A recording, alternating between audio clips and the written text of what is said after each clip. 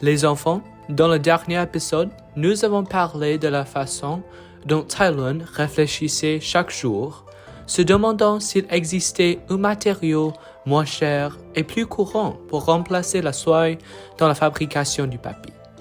Un jour, il appela à nouveau Huang Chang et lui demanda « Le papier de soie est fait à partir des fibres restant du fil de soie, n'est-ce pas ?»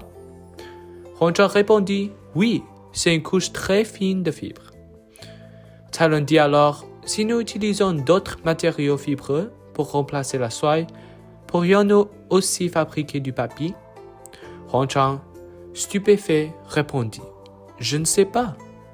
Je n'y ai jamais pensé. » Tylun hocha la tête et dit « Très bien. Quoi qu'il en soit, je vais essayer. Aide-moi à faire une expérience. » Alors Tylun rassembla à l'écorce d'arbres et des feuilles de chanvre, le mit dans une grande marmite et ajouta de l'eau pour les faire bouillir. Peu de temps après, Huang Chang arriva en courant et jeta ce qu'il tenait dans la marmite. Tylun lui demanda « Qu'as-tu apporté ?»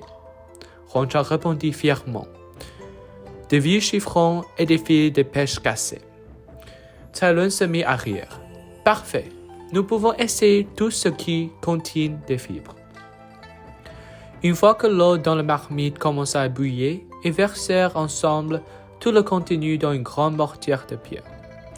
Huang Chang prit un bâton en bois et commença à écraser le mélange. Quand Huang Chang fut fatigué, Tylun le remplaça, et quand Tylun fut fatigué, ils échangent à nouveau.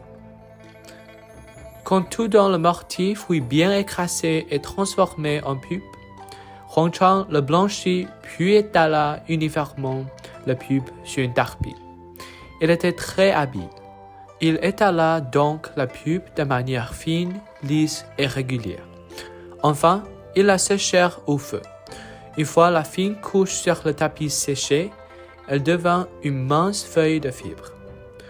Huang Chang retira la tarpisse du feu et Tylun, à la fois excité et nerveux, enleva lentement les fibres du tapis.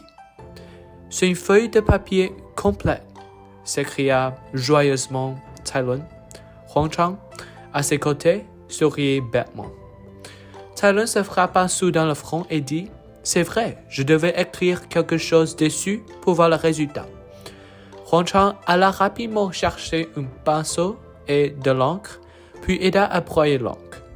Tylun écrivit soigneusement des caractères « Prospérité nationale » sur la feuille de papier. « Ça a marché, ça a marché !» Huang Chang, regarde, ce papier absorbe l'encre plus rapidement que le papier de soie originaux et l'encre ne se diffuse pas facilement. On peut considérer que c'est du vrai papier, s'exclama Tylun en gesticulation d'excitation. Le lendemain matin, Tylun apporta le papier à la cour pour le présenter à l'empereur He. L'empereur fut très satisfait et lui dit « Tu es vraiment un génie remarquable. Tu as inventé un papier bon marché et pratique, résolvant ainsi des difficultés que rencontrent les gens pour lire et écrire.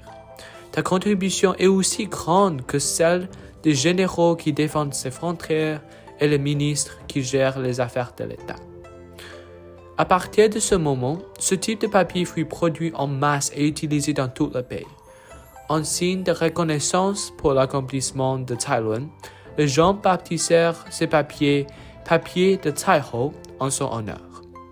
Aujourd'hui encore, lorsque nous fabriquons du papier chêne ou du papier de coton, nous utilisons toujours la méthode que Tylun a inventée. La seule différence est qu'aujourd'hui, nous utilisons du bambou et du bois comme matériaux.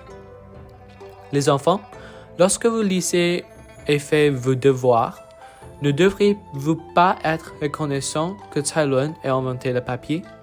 J'espère que, lorsque vous grandirez, vous deviendrez également inventeur et créerez de nombreuses choses utiles pour la civilisation humaine.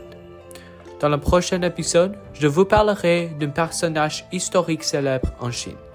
N'oubliez pas d'écouter.